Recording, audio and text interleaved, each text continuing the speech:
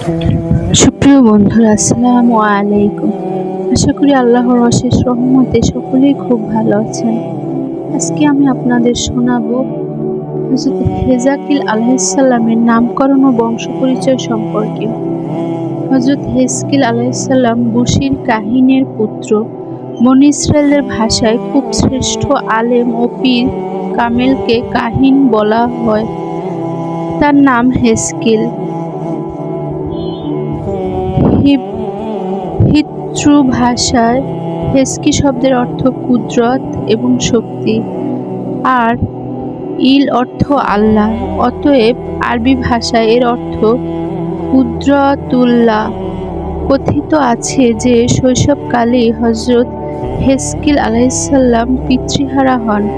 যখন তার নবুয়ত প্রাপ্তির সময় নিকটবর্তী হল, তখন তার মাতা খুব বৃদ্ধা ও দুর্বল হয়ে পড়েছিলেন। সুতরাং ইসরায়েলীদের মধ্যে ইবনুল আজুজ, বুড়ির পুত্র উপাধিতে তিনি খ্যাত ছিলেন। বন্ধুরা, আমার ভিডিওটি আজ এ পর্যন্তই। সবাই শুনবেন, ইনশাল্লাহ সবার ভালো লাগবে।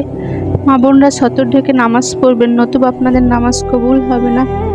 সবাই ভালো থাকবেন, সাবধানে থাকবেন, নিরাপদে থাকবেন। আসসালামু আলাইকুম।